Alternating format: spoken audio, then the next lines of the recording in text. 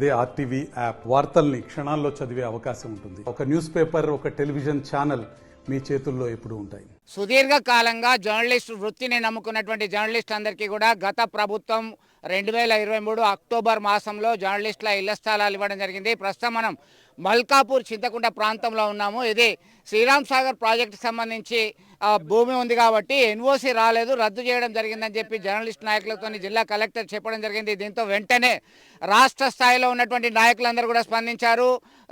కేంద్ర హోంశాఖ సహాయ మంత్రి తీవ్రంగా స్పందిస్తూ రాష్ట్ర ముఖ్యమంత్రికి లేఖ రాయడం జరిగింది. అలాగే హరీష్ రావు, కేటీఆర్, స్థానిక ఎమ్మెల్యే, మాజీ మంత్రి గంగుల కమలాకర్ అందరూ కూడా స్పందించారు.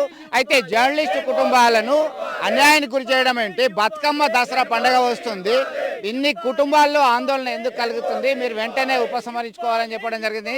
118 జర్నలిస్టులకు సంబంధించినటువంటి ఆందోళన చూస్తున్నాం. మనమంతా కూడా ఇక్కడంతా కూడా ప్రముఖ గాయకులు, వివిధ పత్రికల్లో, ఛానల్లో పనిచేస్తున్నటువంటి వాళ్ళందరూ కూడా ఉన్నారు. వాళ్ళ అభిప్రాయాన్ని కూడా మనం తెలుసుకుందాం. చెప్పండి, ముఖ్యంగా ఎట్లా చూడొచ్చు 118 మందికి సంబంధించి ఈ జర్నలిస్ట్ కాలనీ ఏర్పడుతుందని చెప్పి ఆశాభావంతో ఉంటే పండగ పూట పరేషాన్ అని చెప్పేసి జర్నలిస్ట్ కుటుంబాలు ఆందోళన చెందుతున్నటువంటి పరిస్థితి.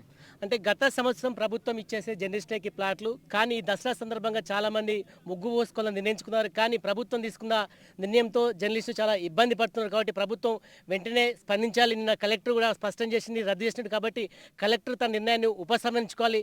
లేని పక్షంలో జర్నలిస్ట్ ఆధ్వర్యంలో ఉద్యమాలు నిర్వహిస్తాం. ఇప్పటికైనా ప్రభుత్వం దిగిరవాలి. ఇప్పటికీ విపక్ష నేతలు కూడా స్పందించారు. అదేవిధంగా స్థానిక మంత్రి కూడా పొన్నం ప్రభాకర్ స్పందించి సమస్యను వెంటనే పరిష్కారం చేయాలి. ఎవరైతే అనర్హత ఉన్న జర్నలిస్టులు తొలగించవచ్చు. కానీ చాలామంది 20 నుంచి 30 సంవత్సరాలుగా పనిచేస్తున్నారు. వారు ప్లాట్ల కోసం కూడా పనిచేసిన పరిస్థితి నేపథ్యంలో వెంటనే ప్రభుత్వం స్పందించి తిరిగి పట్టాలు ఇవ్వాలని కూడా మీరు జర్నలిస్టుల తరఫున డిమాండ్ చేస్తున్నాం. ఇచ్చిన పట్టాలన్నీ కూడా వాల్యూ కావాలి. వాళ్ళు ఒకటే చెప్తున్నారు, ఎన్ఓసి అనేది రావాలి అని చెప్పేసి డిమాండ్ చేస్తున్నటువంటి పరిస్థితి. ఇప్పటికే ప్రతిపక్ష నేతలు జర్నలిస్టు సంఘాలకి సంఘీభావం ప్రకటించాయి. స్థానిక మంత్రి పొన్నం స్పందించాలనేటువంటి వ్యాఖ్య చేయడం జరిగింది. మనతో మరికొంతమంది సీనియర్ నాయకులు ఉన్నారు. చెప్పండి, ఎట్లా చూడవచ్చు దీనికి సంబంధించి? గత ప్రభుత్వం ఏడాది క్రితం మాకు అఫీషియల్గానే అందరికీ కూడా పట్టాలు ఇవ్వడం జరిగింది. అప్పటి నుంచి కూడా ఒక సందిగ్ధ వాతావరణం నెలకొంది. కొంతమంది జర్నలిస్టులు రాని వాళ్ళు ఒక అబ్జెక్షన్ రైజ్ చేయడం జరిగింది. అయితే దాన్ని ఆసరాగా తీసుకొని దీని వెనుక పెద్ద రాజకీయ కోణం ఉందని ఒక ప్రచారం కూడా జరుగుతుంది. ఎందుకంటే స్థానికంగా ఉన్న ఎమ్మెల్యేకి కానీ, జిల్లాకు సంబంధించి మంత్రిగా కొనసాగుతున్న పొన్నం ప్రభాకర్కు, ఈ లోకల్ ఎమ్మెల్యే గంగుల కమలాకర్కి రాజకీయ కోణం ఉందని చెప్పి ఈ రాజకీయ కక్ష సాధింపులో భాగంగానే అధికారులు కూడా తమ ఇష్టానుసారంగా వివరించడం జరిగింది.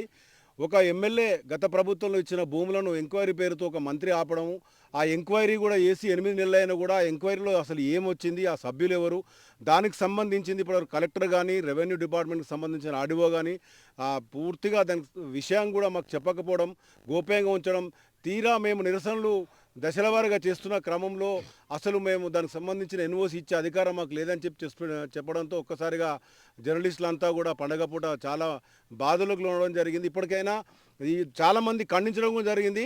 ముఖ్యంగా హరీష్ రావు దీనిపై మాకు మద్దతు తెలపడం కూడా మేము చాలా సంతోషాన్ని వ్యక్తం చేస్తున్నాం. దీనికి సంబంధించి కేంద్ర మంత్రి బండి సంజయ్ కూడా మాకు సంఘీభావం తెలపడం జరిగింది. ఇప్పటికైనా ప్రభుత్వము దీనిపైన పునరాలోచించాలి. కమిటీ పేరుతో కాలయాపన చేసిన మంత్రి చొరవ తీసుకొని జోక్యం చేసుకొని వెంటనే పరిష్కారం చేయాలి. ఏడాది కాలంగా దాదాపు 25 సంవత్సరాలు ఎదురు చూస్తున్న జర్నలిస్టులకు ఏడాది కాలంగా ఊగిసలాడుతున్న ఈ ప్లాట్లను వెంటనే ఫైనలైజ్ చేయాలి. లేకపోతే దీనిపైన పూర్తిగా మేము చాలా ఉద్యమాన్ని చేపట్టి ప్రభుత్వానికి సంబంధించి ముఖ్యమంత్రి జర్నలిస్టుల పక్షపాత అంటూనే కరీంనగర్ జిల్లాలో జరిగిన దానిపై ఇప్పటికైనా ఒక ఎంక్వైరీని వేసి మాకు వీలైనంత తొందరగా ప్లాట్లను ఎప్పటిగా యథాతథంగా అలాట్ చేయాలని మేము డిమాండ్ చేస్తున్నాం. మొత్తం మీద ఒక ఆశావాహ దృక్పథంతో డిమాండ్ చేయడం జరుగుతుంది. ఫోటోగ్రాఫర్స్ అండ్ వీడియో జర్నలిస్టులకు సంబంధించిన నాయకులు మేము రాజకీయాల జోలికి వెళ్ళదలుచుకోలేదు. కానీ 3 సంవత్సరాల క్రితం ఎదురు చూస్తున్న పండుగ వేళ పట్టాలకు ఎన్ఓసితో వస్తాయనేది చూస్తున్న క్రమంలో నిన్న రద్దు ప్రకటనతో అందరం అవాక్కైన సందర్భం. జర్నలిస్టులకు చట్టబద్ధతో కూడిన ఎన్ఓసి పట్టా వెంటనే ఇవ్వాలని డిమాండ్ చేస్తున్నాం. గత 20 సంవత్సరాలుగా జర్నలిస్టులు ఇళ్ల స్థలాల కోసం అనేక పోరాటాలు చేశారు. ఆ పోరాటంలో భాగంగా గత సంవత్సరం టీఆర్ఎస్ ప్రభుత్వము ఇదే రోజున పట్టాలు ఇవ్వడం జరిగింది. ఆ పట్టాలను ఇచ్చిన తర్వాత ఎవరైతే పట్టా సర్టిఫికేట్ రాని జర్నలిస్టులు ఈ పట్టా ఇచ్చిన దానిలో అక్రమాలు జరిగాయని చెప్పి వాళ్ళు కంప్లైంట్ చేయడం, దాన్ని మంత్రి తీసుకుపోవడము, ఆ మంత్రి గారు ఎంక్వైరీ రాయడం, కలెక్టర్ ఎంక్వైరీ చేయడము. ఆ ఎంక్వైరీ క్రమంలో ఇప్పటి వరకు కూడా మాకు పట్టా సర్టిఫికెట్లు ఇచ్చి భూములలోకి పోకుండా ఇల్లు నిర్మించుకోకుండా చేయడం జరిగింది. దాన్ని వెంటనే ఎన్ఓసి ఇవ్వాలి. మా స్థలాలు మాకే, మా ఇండ్ల స్థలాలు మాకే ఇచ్చి ఏళ్ల తరబడి ఎంతో మంది వేచి చూశారు. చాలా మంది ఈ ప్లాట్ వస్తుందని చెప్పేసి కొన్ని దశాబ్దాలుగా చాలిచాలని వేతనాలతోటి అరకొర జీవితాలని అనుభవిస్తూ కూడా ఈ ప్లాట్ల కోసమే పనిచేసిన పరిస్థితి అయితే కనబడ్డది. అయితే ఈ నేపథ్యంలో మనకు నిన్న కలెక్టర్ చేసిన వ్యాఖ్యలు ఏమవుతున్నాయో చాలా కుటుంబాల్లో ఒక మనోవేదన అయితే మిగిల్చినాయి. మాలాంటి వాళ్ళ పరిస్థితిలో నిరుపేద కుటుంబాలు, నిరుపేద జర్నలిస్టులు అందరూ కూడా ఈ మాటతో ఒక మాటలు చెప్పాలంటే హతాశులైన పరిస్థితి.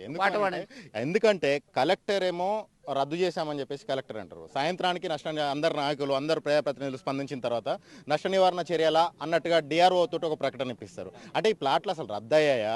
కలెక్టర్ మాట్లాడింది అవాస్తవమా? రాజకీయ ఒత్తిడి ఉందా?